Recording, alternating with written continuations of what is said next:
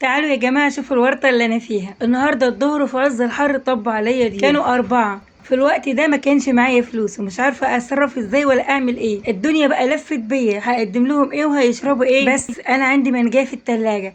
جبت المنجاية بقى كده وطلعت بيها على المطبخ. قلت المنجاية دي هتكفي ال4، معقول هتكفيهم؟ تعالوا هنشوف بيعملوا ايه في محلات العصير. قلت بس هعملها بنفس الطريقة اللي بيعملوا بيها محلات العصير المانجا بتاعتهم، وإن شاء الله تتستر معايا وتكفي ال4. العوافي عليكم، ازيكم عاملين ايه؟ يا رب تكونوا بخير. النهارده هنعمل المانجايه دي وهنشوف هتطلع لنا كام كوبايه عصير يا جماعه. ان شاء الله ربنا يسترها معانا. لو انت داخله جديد معايا في القناه يسعدني ويشرفني تنزلي تدوسي على زر اشتراك اللي هو باللون الاحمر، وتفعلي الجرس، تختاري كلمه الكل وتنضمي لعيله امي منا. هيكون شرف كبير ليا. وهنقطعها يا جماعه مكعبات بالشكل ده. هنشيل بقى المكعبات هنفصلها عن القشره. تمام كده. هعمل لكم العصير النهارده بنفس الطريقه اللي بيعملوا بيها محلات العصير بتاعهم بيعملوها بنفس الطريقه دي. هو انتوا فاهمين ان العصير اللي بتشربوه عند محلات العصير بيكون مانجا كله؟ لا طبعا.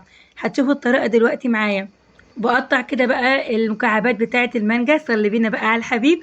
اللهم صل وسلم وبارك على كامل النور. شايفين؟ ربنا يبارك في المانجا يا جماعه، يا ما شاء الله. وهنفصل كده المكعبات. اعملي بقى المكعبات الجميله دي. المانجا دلوقتي يعني ماليه السوق، الموسم بتاعها.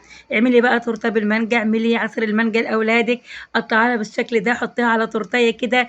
يعني حاجه جميله، مفيش اجمل ولا احلى من كده. شايفين الجمال؟ يا سيدي على الجمال. المانجا المانجا المانجا، مين يا جماعه بيحب المانجا؟ هنفصل كل المكعبات كده بالشكل ده.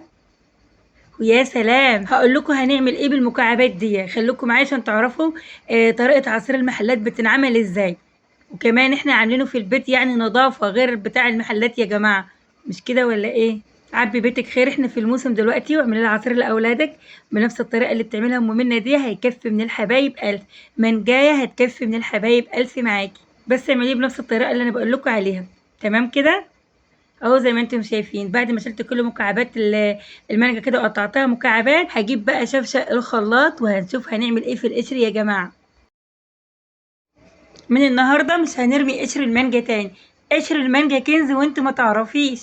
خليكي معايا في الفيديو وهتعرفي هنعمل في قشر المانجا ايه. ومنشير لكل اصحابك اللي بيحبوا المانجا، اللي بيحبوها واللي مش بيحبوها. ابعتي منشن لكل اصحابك بالله عليكي، وحط اللايك لممنا. شايفين يا جماعه؟ لازم نقطع مكعبات صغيره بالشكل اللي انتم شايفينه ده. شايفين؟ هنقطعها كويس قوي اهو زي ما انتم شايفين. قطعنا بقى كل المانجايه. هتعملي ايه تاني يا امي منى؟ اصبروا عليا هقولكوا هنعمل ايه. وبس كده، قطعنا المانجايه وهنجيب شبشق الخلاط يا بنات. خليكم معايا كل بنات سنه اولى مطبخ. اجمعوا هنا، تعالوا بسرعه اتعلموا العصير من ام منى. زي ما قلت لكم دي طريقه، مش طريقتي، مش طريقه ام منى، دي طريقه محلات العصير يا جماعه.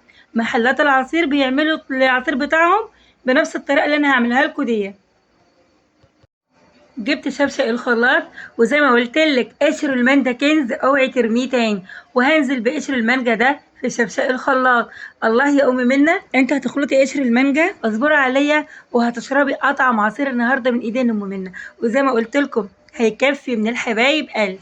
هنكهت العظمه كده كويس بتاعت المانجا. حرام يا جماعه وخساره، الحاجه غاليه، فلازم يعني ناخد كل حاجه، ما نهدرش اي حاجه من الحاجات اللي احنا بنعملها.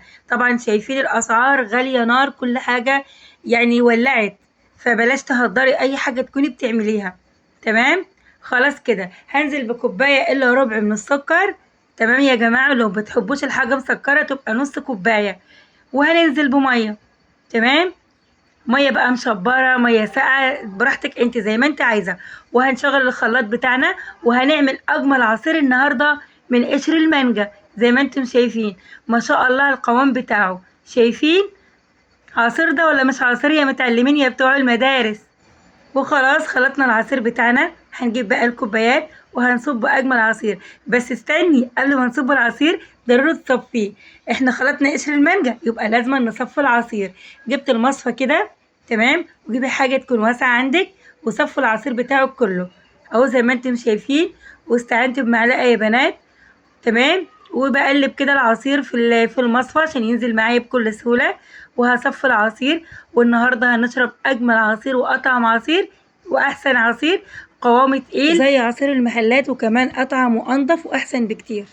وبس كده صفينا العصير بتاعنا وجبنا الكوبايات بتاعتنا، وهنصب اطعم واجمل عصير النهارده. عايزه اقول لكم كوبايه العصير دي يعني تشربوها بره بالشاي الفلاني. يعني ايه يا ام منى بالشاي الفلاني؟ يعني ب25 جنيه يا جماعه، تمام؟ بتشربوها ب25 جنيه. انا جبت كيلو مانجا في 3 مانجايات ب25 جنيه. اخدت منه مانجايه واحده اللي انا عملتها عصير، وعملت لي 4 كوبايات عصير. مانجايه واحده. عايزه اقول لكم العصير ده بتتباع بره ب25 جنيه الكوبايه، تمام؟ وما بيكونش فيها كل مكعبات المانجا اللي انا ضفتها دي. المانجا اللي احنا قطعناها مكعبات حطيناها في الكوبايه، وهنشرب اجمل عصير مانجا. زي ما انتم شايفين كده في قطع المانجا الجميله دي اللي انتم شايفينها. شايفين قطع المانجا؟ يا سيدي يا سيدي على اطعم واجمل عصير. ولسه متبقيه معايا مكعبات مانجا كتير اهي. شايفين يا بنات؟ حطوا لايك لأم منا، شيروا الفيديو مشاهده كامله، وانتظرونا في فيديوهات تانية كتير. دلوقتي بقى الاولاد هيهجموا عليا طبعا، احمد وجانا زي ما انتم عارفينهم هيجروا يشربوا العصير. ربنا يخليهم لي ويبارك لي فيهم ويخلي لكم اولادكم يا جماعه. واحنا بنتعب علشان مين؟ مش عشان اولادنا اهو. زي ما انتم شايفين. حطوا لايك لمنى واحمد. مع الف سلامه، باي باي.